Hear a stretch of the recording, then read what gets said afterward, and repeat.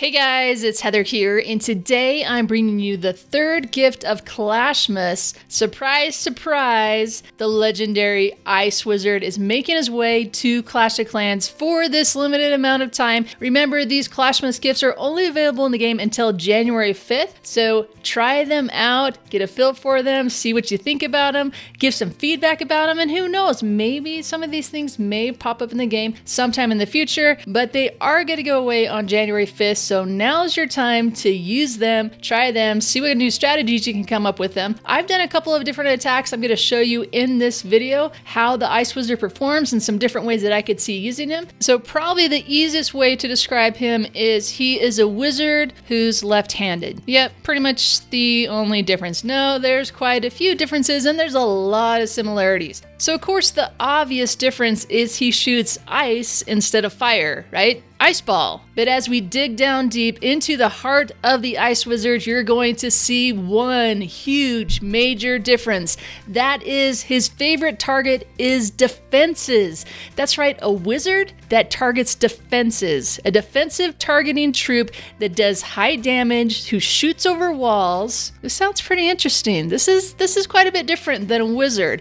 It can't really be used as well for funneling, but there's a lot of different applications where you could use a troop like this that targets defenses. So those wheels turning, starting to think about some ideas on how to use this Ice Wizard. I think it could be pretty cool. I think there could be some cool things to do with them. So let's cover some basic wiki stats for the Ice Wizard and compare him to the wizard of the same level. Now, like all the other Clashmas gifts, there is no leveling. There's no leveling for the Santa spell or for the freeze trap, but they actually level up with your Town Hall level. So the first level that you can get the Ice Wizard, just like with the other Clashmas gifts, is Town Hall 5. And even though at Town Hall 5 you can level the wizard to level 2, the Ice Wizard stays the same level. So he increases with the Town Hall level, not with the level of your lab or the level of your wizard, if that makes sense. So essentially there is 7 levels for the Ice Wizard. They just apply to the Town Hall level. So a level 1 Ice Wizard is at Town Hall 5 and a level 7 Ice Wizard is at Town Hall 11. So if we look at the stats starting at Town Hall 5, you can see that the Ice Wizard is pretty strong, considerably stronger than the Wizard level 1 and level 2. And you can see as I go through these different levels of Wizard and Ice Wizard depending on the Town Hall level, the only stats that change for the Ice Wizard are the damage per second and the hit points.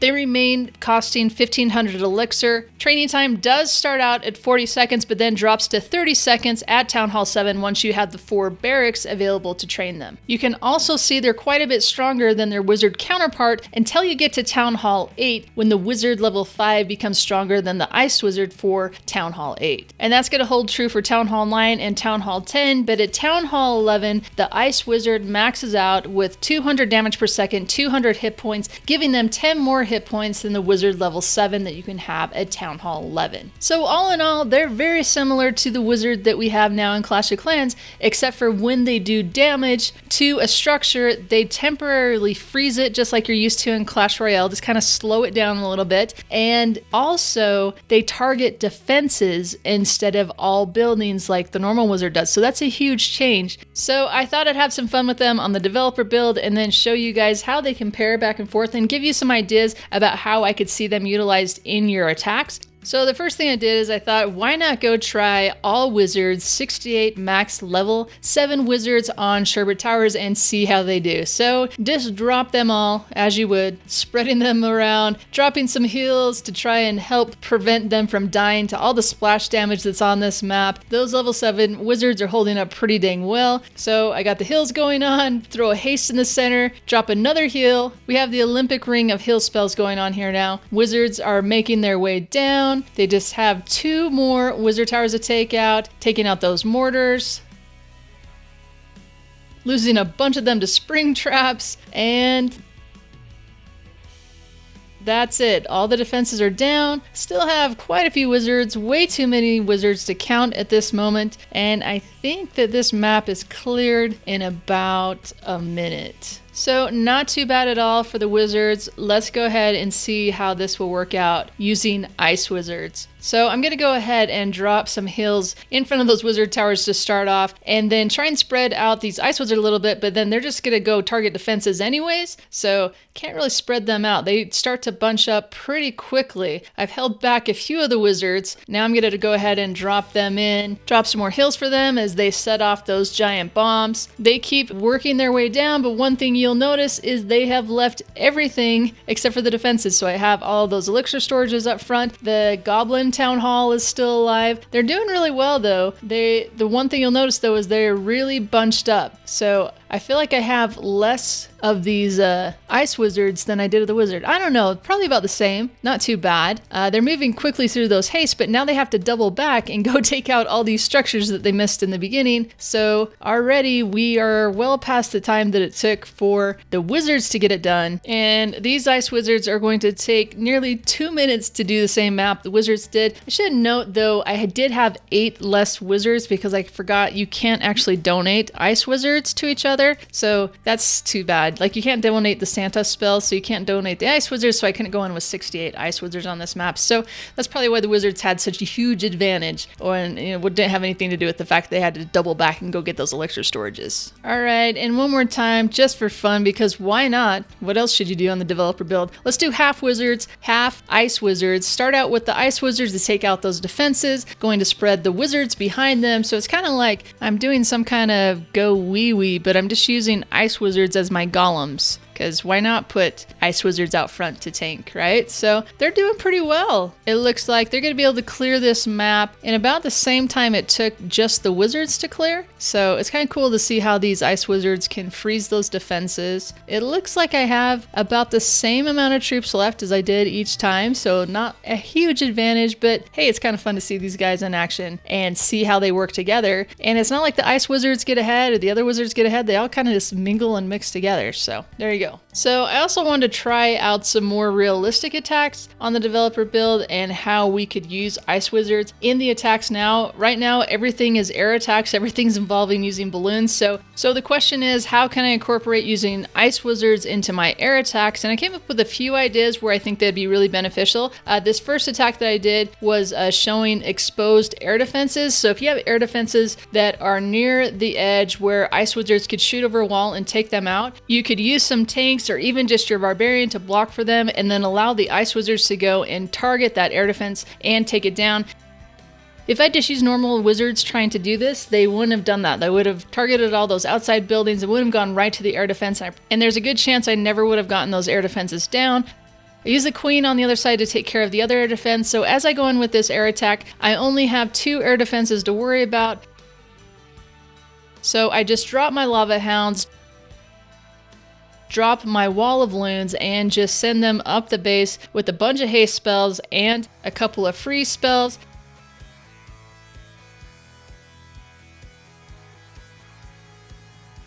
You can see I use that last ice wizard to take out the archer tower that's targeting my balloons, which does a great job. Once that archer tower is distracted, I can throw the ice wizard, know that the ice wizard is going to go right to the defense and take it out. So I think this is a really great way to take out those outside structures. They're going to hinder your air attacks. So once those point defenses on the outside or even wizard towers are being distracted by the air troops in the core of the base, you can throw an ice wizard on the outside, allow him to shoot over the wall. He's going to target the defenses immediately and be able to take those out, hopefully before the defense turns and starts firing on him. So I see him being very useful in air attacks for helping to do that cleanup, for helping to take out those last remaining defensive structures where a normal wizard wouldn't be nearly as effective. So what about using ice wizards when you're doing an air attack, but the air defenses are far enough away that you can't reach them with the queen walk or just shooting over walls? So I did an attack with that as well. Started out using a queen walk. She's going to start on the west side and start working her way down towards the south of the base at 6 o'clock. So using a minion to help create that funnel just to make sure she doesn't wander off and go for that elixir pump. Once she's starting to head down where I want her to go, I go ahead and drop my barbarian king in and send some wizards behind him because I use the wizards to create the funnel. The wizards are great for creating the funnel, and the ice wizards come in to start helping take out these defensive structures, namely that cannon, just to help take care of all of the heroes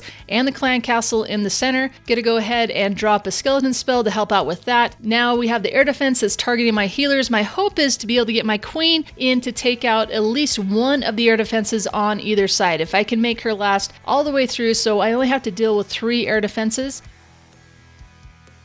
The Archer Queen's working her way through. She takes out the builder hut. Then she takes out that air defense, which is key.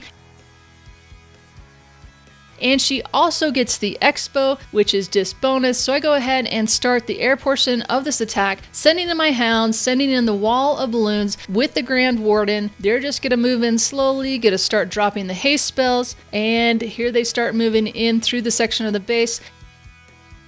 And clearing out that whole left side is going to make sure that I get balloons that go right in for that Eagle Artillery. I'm going to rage them through, and I still have 2 haste spells, 2 freeze spells. Going to go ahead and freeze that Inferno.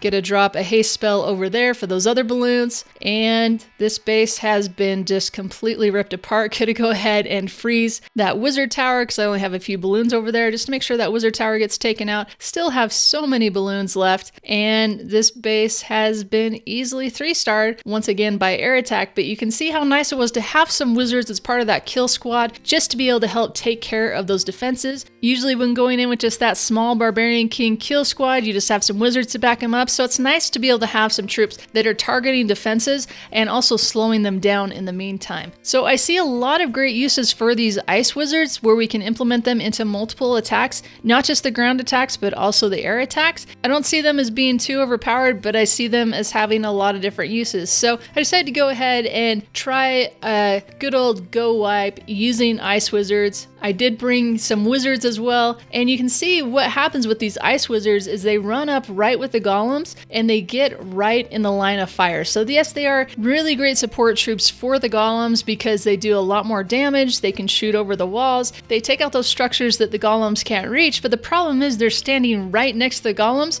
So any of the splash damage that's targeting the golems is also targeting the ice wizards, so it makes them a lot more fragile, and it also means that they are terrible for funneling. So you still have to have some normal wizards along with you. So on this final attack, I did try a Go Ice Wizard using 4 golems and a bunch of ice wizards, and then I had to use my heroes right behind because they're the only ones that are going to clean any of the trash buildings or create any kind of funnel at all.